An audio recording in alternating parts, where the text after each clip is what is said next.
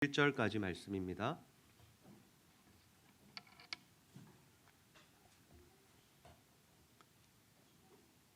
다니엘서 5장 17절에서 31절까지 말씀 우리 한 절씩 교독하도록 하겠습니다.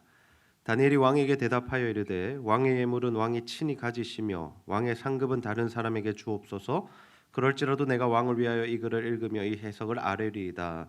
왕이여, 지극히 높으신 하나님의 왕에 붙인 느부갓네살에게 나라와 큰 권세와 영광과 위엄을 주셨고 그에게 큰 권세를 주셨으므로 백성들과 나라들과 언어가 다른 모든 사람들이 그의 앞에서 떨며 두려워하였으며 그는 임의로 죽이며 임의로 살리며 임의로 높이며 임의로 낮추었더니 그가 마음이 높아지며 뜻이 완악하여 교만을 행함으로 그의 왕위가 폐한바 되며 그의 영광을 빼앗기고 사람 중에서 쫓겨나서 그의 마음이 들짐승의 마음과 같았고 또 들나귀와 함께 살며 또 소처럼 풀을 먹으며 그의 몸이 하늘의 슬에 젖었으며 지극히 높으신 하나님이 사람 나라를 다스리시며 자기의 뜻대로 누구든지 그 자리에 세우시는 줄을 알기에 이르렀나이다. 벨사살이여, 왕은 그의 아들이 되어서 이것을 다 알고도 아직도 마음을 낮추지 아니하고 도리어 자신을 하늘의 주제보다 높이며 그의 성전 그릇을 왕 앞으로 가져다가 왕과 귀족들과 왕후들과 후궁들이 다 그것으로 술을 마시고 왕이 또 보지도 듣지도 아니하는 못하는 금, 은, 구리, 쇠와 나무, 돌로 만든 신상들을 찬양하고 도리어 왕의 호흡을 주장하시고 왕의 모든 길을 작정하시는 하나님께는 영광을 돌리지 아니한지라.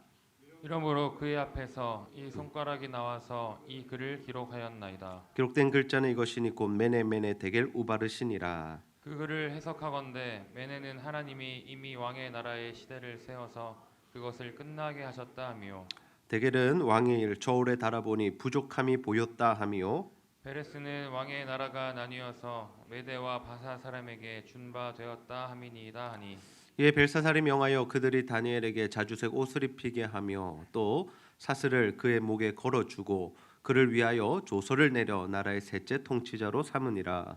그날 밤에 갈대아 왕 벨사살이 죽임을 당하였고 함께 읽습니다. 메대 사람 다리오가 나라를 얻었는데 그때 다리오는 62세였더라. 아멘. 자, 우리가 다니엘서를 계속 묵상하고 있습니다. 다니엘과 세 친구들의 모습을 우리가 보고 있죠. 그들은 하나님의 뜻대로 살기로 결단하고 왕의 음식과 또 포도주를 거절하는가 하면 또한 이 다니엘의 세 친구들은 금신상에 절하지 않음으로 말미암아 풀무불에 들어가는 이러한 일들까지 당하게 됩니다. 그러나 그때마다 하나님께서 그들에게 은혜를 베푸셔서 그들을 살려주시고 또 오히려 그 나라 가운데 높임을 받도록 하나님께서 그들 가운데 함께해 주시죠. 그래서 우리는 이러한 다니엘과 세 친구의 모습을 보면서 참 멋있다라는 생각을 함과 동시에 과연 우리도 저렇게 살 수 있을까라는 고민에 빠지게 됩니다. 저것은 그냥 다니엘과 세 친구들만의 이야기가 아닐까? 진짜 우리도 저렇게 살 수 있을까? 하나님 저렇게 진짜 역사하실까라는 그러한 의문과 질문들이 생기게 되죠. 그런데 우리가 다니엘서를 묵상하면서 주목해야 할 것은 무엇이냐면 물론 믿음의 사람들이 하나님 앞에서 어떻게 살았는가도 우리가 봐야 하지만 그것보다 더 중요한 것은 하나님께서 과연 어떠한 분이신가? 우리가 이 다니엘서를 통해서 하나님이 어떠한 분이신가 하는 것들을 더 깊이 묵상할 수 있어야 합니다. 왜냐하면 하나님이 어떠한 분이신지를 알 때 그때에만 우리가 과연 무엇을 해야 하는가가 정확하게 적용되기 때문이죠. 오늘 말씀은 하나님께서 바벨론의 왕 벨사살을 심판하시는 장면의 내용입니다. 왜 하나님 그를 심판하셨을까?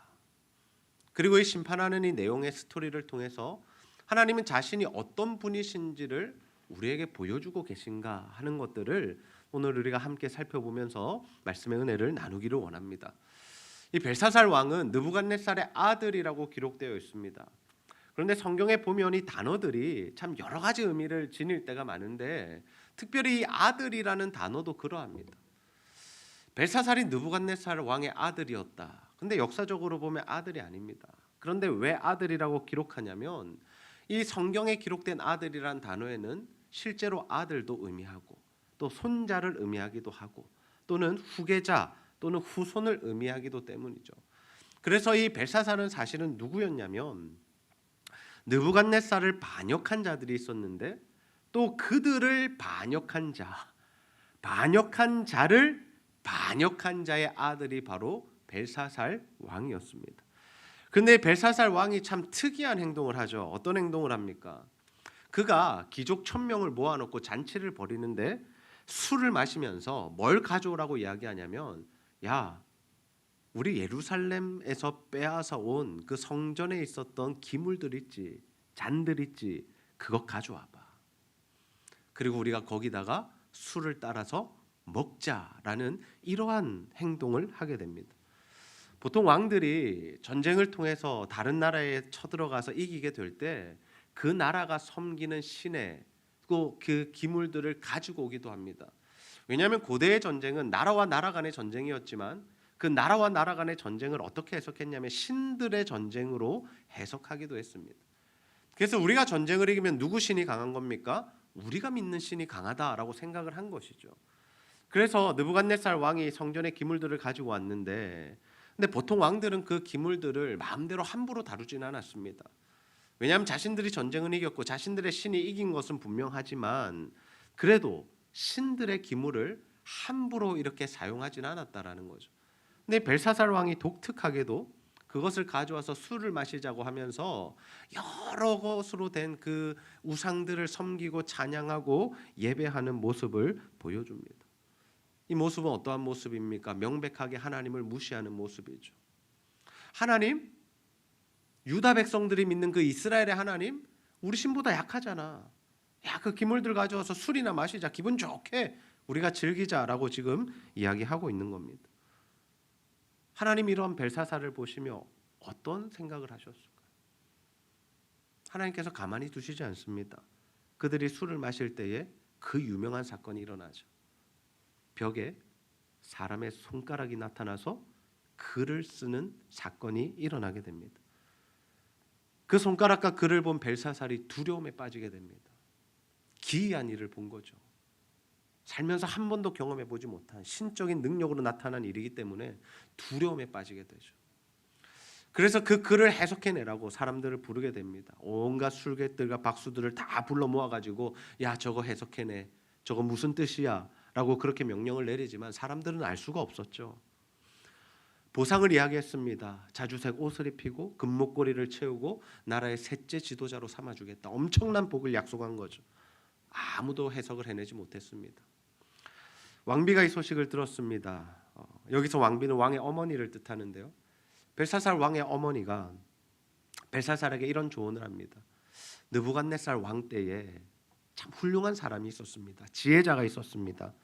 거룩한 신들의 영이 그 안에 있었는데 느부갓네살에게 높임을 받았던 자고 총명과 지혜가 신들과 같은 자입니다. 그리고 그를 느부갓네살 왕이 온 지혜자들의 어른으로 삼았습니다.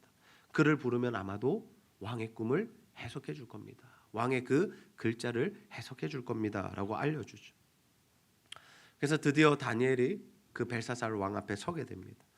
그리고 다니엘이 그 왕 앞에 부름을 받아 나왔을 때 벨사살이 이런 이야기를 하죠. 다니엘서 5장 13절 말씀 함께 한번 읽어보겠습니다. 시작. 이에 다니엘이 부름을 받아 왕의 앞에 나오매 왕이 다니엘에게 말하되 네가 나의 보왕이 유다에서 사로잡아온 유다 자손 중에 그 다니엘이냐. 아멘.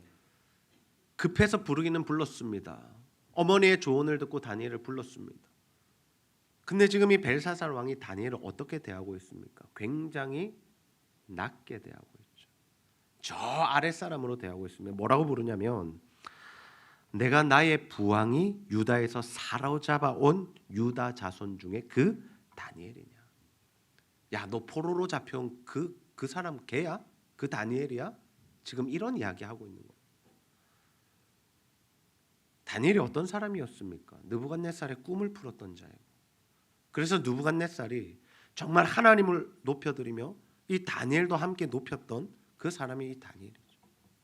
그는 그 역사를 알고 있었습니다. 어떤 일들이 있었는지 알고 있었음에도 이 다니엘을 굉장히 낮게 보고 하대하고 있습니다. 우리가 이러한 벨사살의 모습을 보면서 우리의 삶 가운데도 참 조심하고 주의해야 할 것이 있는데 그것이 뭐냐면 바로 교만한 것입니다. 교만한 것. 우리가 하나님 앞에 살아가면서 교만할 수 있다라는 거죠. 우리 위에 하나님이 계신데, 우리보다 높으신 하나님이 계신데 우리가 그 하나님을 기억하지 않고 내 위에 하나님이 계시다는 것을 생각하지 않고 살아갈 때가 너무나 많다라는 거죠. 지혜가 무엇인 줄 아십니까? 지혜는 얼마나 공부를 잘하느냐,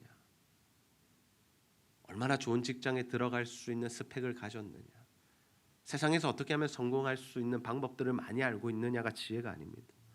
성경이 말하는 지혜, 참된 지혜, 우리에게 생명을 가져다 주는 지혜는 무엇이냐면 하나님이 살아계신 것을 아는 것, 그리고 그 하나님이 역사와 시간과 우리 인생의 주관자가 되심을 인정하며 살아가는 것이 참된 지혜라는 사실을 여러분 믿으시기를 바랍니다.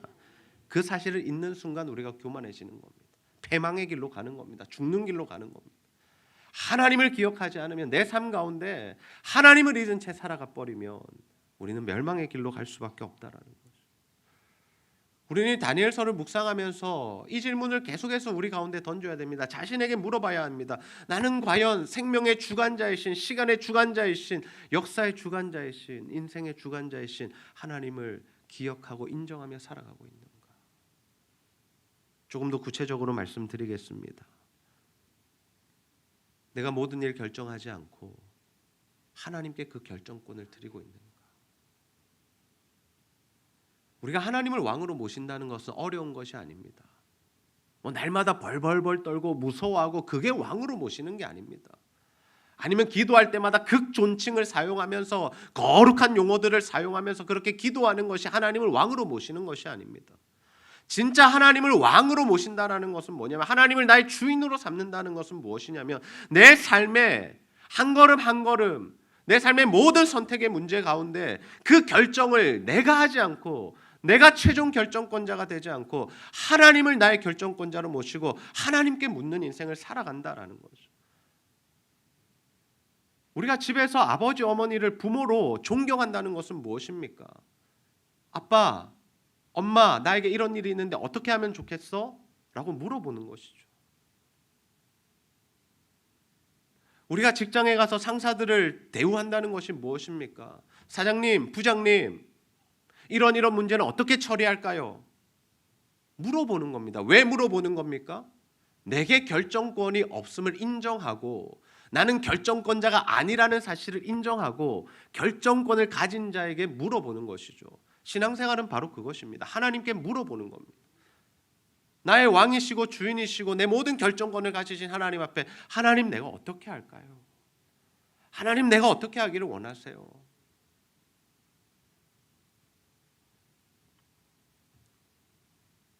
그는 다니엘에게 이 글을 읽고 해석해 주면 여러 가지를 주겠다라고 약속을 했죠. 근데 이 다니엘이 그런 벨사살 왕에게 이렇게 대답합니다. 다니엘서 5장 17절 보십시오. 다니엘이 왕에게 대답하여 이르되, 왕의 예물은 왕이 친히 가지시며 왕의 상급은 다른 사람에게 주옵소서. 그럴지라도 내가 왕을 위하여 이 글을 읽으며 이 해석을 아뢰리이다. 아멘. 다니엘이 그딴 거 필요 없다고 합니다. 내가 그것 때문에 여기 온 것 아니라고 합니다. 그 예물 딴 사람 주시고 왕 가지시고 상급 세 번째 자리 나는 관심도 없다라는 겁니다. 다니엘은 세상적인 것에 별로 관심이 없었습니다. 다니엘은 오직 뭐에만 관심이 있는 겁니까? 하나님에게만 관심이 있는 겁니다. 세상이 그를 높여준 것이고 하나님께서 다니엘을 높여주신 것이지, 다니엘 자신이 높아지려고 그 자리에 올라가려고 살아남으려고 애쓰는 삶이 아니었다라는 거죠. 소년 때 15살 때 뜻을 정하여 하나님의 말씀대로 살기로 뜻을 정했던 다니엘이 지금 중년의 나이가 되어서도 동일하게 하나님 앞에서 살아가는 모습을 우리에게 보여주고 있습니다. 그는 언제나 하나님 말씀대로 살기 원했고 하나님을 왕으로 모시고 살았습니다. 다니엘은 그 글자의 뜻을 해석하기에 앞서서 벨사살의 교만을 지적합니다. 정확하게 지적합니다. 무슨 스토리를 이야기합니까? 느부갓네살 왕의 이야기를 합니다. 느부갓네살의 왕이 하나님께서 권세와 영광을 주셔서 높여주셨는데 그가 임의대로 모든 것을 행했다라는 거죠. 무슨 의미입니까? 느부갓네살이 교만했다는 겁니다. 자기가 힘이 있는 줄 알았고 자기가 높은 사람인 줄 알았고 그래서 내가 모든 것을 결정한다라고 생각했죠. 그래서 다니엘의 세 친구들이 금신상에 절하지 않을 때 뭐라고 이야기하는 줄 아세요? 너희들 절하면 내가 살려줄게. 그런데 절 안 하면 내가 죽여버릴 거야. 아무도 이 결정을 바꿀 수 없어. 진짜 왕의 모습이죠. 내 결정대로, 내 말 한마디대로 모든 것이 이루어져. 너희들 내가 죽일 수도 있고 살릴 수도 있어. 생명의 주관자를 누구로 인식하는 겁니까? 지금 자신으로 인식하고 있는 겁니다. 그래서 하나님께서 어떻게 하셔요? 그 바벨론의 느부갓네살 왕을 낮추시죠. 영광을 빼앗으시고요, 왕위를 폐하시고요, 그가 짐승들 같이 되게 하십니다. 실제로 짐승들과 함께 살았다라고. 그러나 느부갓네살에게 임한 은혜는 무엇이었냐면, 그 낮아짐을 당했지만 그 낮아짐 가운데 하나님이 진짜 역사와 생명의 주관자이심을 깨닫는 은혜가 있었다라는 거죠. 그래서 그는 하나님을 찬양하는 자리에까지 이르게 됩니다. 비록 교만해서 하나님 앞에 혼이 났고 벌은받았지만 느부갓네살의 경우는 그래도 깨닫고 하나님 앞에 회개하는 자였다라는 거죠. 근데 지금 다니엘이 벨사살에게 뭘 이야기하고 있는 겁니까? 그 역사를 알고 있는 당신 벨사살이 왜 이렇게 살아가느냐고, 왜 하나님이 높으신 줄 모르고, 왜 하나님 살아계신 줄 모르고, 당신의 선대 왕이었던 그 느부갓네살이 무너지는 것도 봐놓고 왜 이렇게 하느냐고, 왜 당신이 하나님보다 높은 자리에 앉아서 하나님인 것처럼 그렇게 살아가느냐고 지금 그의 죄와 교만을 지적하고 있는 것이죠. 그래서 이 글자가 나왔다라고 하는 겁니다.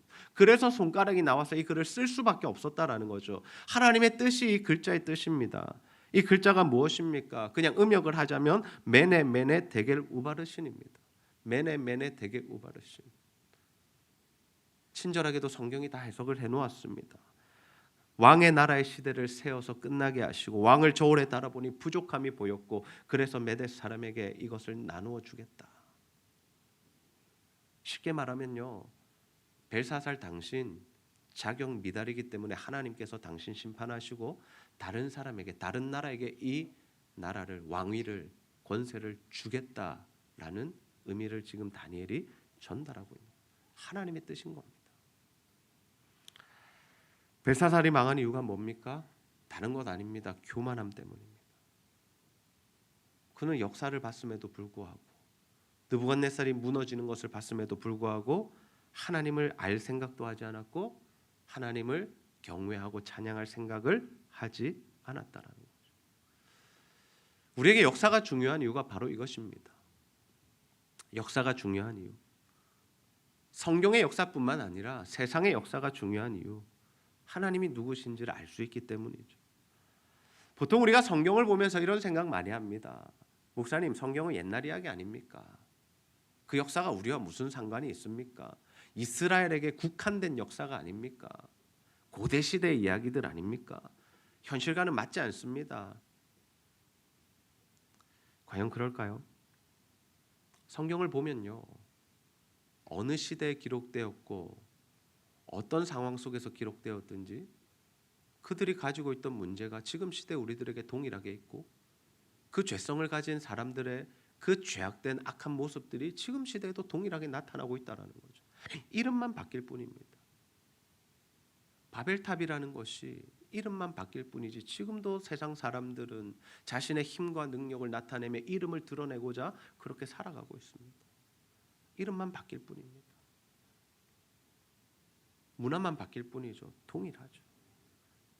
그 당시에도 동성애들이 있었고, 그 당시에도 나쁜 짓 하는 사람들이 있었고, 동일한 죄인들의 모습이 성경에 기록되어 있는 겁니다. 그 당시에도 세상의 권력자들은 자기 마음대로 행했고, 지금의 세상의 권력자들도 마음대로 행하고 있습니다. 공산 정권의 그 지도자들을 하는 행위들을 보십시오. 자기들의 뜻을 이루고자 사람들의 목숨은 아끼지 않고 마음대로 전쟁을 일으키고 자신들의 배는 불리면서 백성들은 굶어 죽게 만드는 그 모습을 보면서 예나 지금이나 다를 바가 별로 없는 그런 모습을 우리가 확인하고 있습니다. 그래서 우리가 이 성경 말씀을 보면서 뭘 배워야 하냐면, 하나님이 기뻐하시는 일은 무엇이고 하나님이 싫어하시는 일은 무엇인가를 배울 수 있어요. 그래서 우리가 하나님이 기뻐하시는 삶을 살아가는 것, 하나님께 영광 올려드리는 삶을 살아가는 거, 하나님이 우리를 창조하신 이유, 목적에 맞는 삶을 살아가는 거, 그것이 하나님께서 우리에게 성경을 주신 이유다라는 거죠. 세상의 역사는 어떨까요? 마찬가지입니다. 다니엘의 고백처럼 한 나라가 일어서고 한 왕이 서고 패하는 것 하나님의 손에 달린 일입니다. 우리는 자꾸 그것을 그냥 인간의 역사로 바라보고 우연한 일로 생각하지만 그렇지 않습니다. 모든 것 하나님께서 주장하고 주관하고 계시다라는 거죠. 우리 성도님들 중에도 정치적인 견해들이 다 다르실 겁니다. 누군가는 현 정권을 지지하실 것이고 누군가는 과거의 정권을 지지하실 겁니다. 뭐가 맞는 걸까요? 어떻게 해야 되는 걸까요? 서로가 이해하지 못하고 비난하고 어떻게 하나님께서 저런 자를 세우셨냐고 탐복하기까지 합니다. 그걸 사실 누가 지도자로 서든지 누구의 손에 달려있다는 겁니까? 하나님의 손에 달려있다라는 거죠. 동일하게 그들이 교만하면 하나님께서 그들을 벌하시는 겁니다. 그건 하나님의 법칙이고 하나님의 일하심입니다. 우리가 해야 할 일은 무엇입니까? 이 정권이 좋네 나쁘네, 저 사람들은 뭐 감옥에 가야 하네, 뭐 탄핵을 당해야 하네, 이런 말을 하는 것이 아닙니다. 우리가 해야 할 일은 무엇이냐면 그들을 세우신 하나님의 뜻이 무엇인지를 물으며 그 안에서 우리가 해야 할 일이 무엇인지를 찾아가는 것이죠. 어떤 정권이 들어서든지 상관이 없습니다. 어떤 나라가 전쟁을 일으키는지 상관이 없습니다. 우리는 우리에게 맡겨진 일을 해야 하는 존재다. 다니엘이 이 중심이 분명한 사람이었습니다. 다니엘은 이 중심이 분명한 사람이었습니다. 다니엘은 바벨론의 포로로 끌려왔습니다. 이방 왕을 섬기는 자리에 섰던 사람입니다. 하나님의 백성이 하나님의 나라에서 하나님이 세우신 왕을 섬기면 얼마나 좋겠습니까? 얼마나 행복하겠습니까? 말씀의 통치가 이루어지는 곳에서 살아가면 얼마나 마음이 편안할까요? 근데 다니엘의 삶이 그렇지 않았다라는 거죠.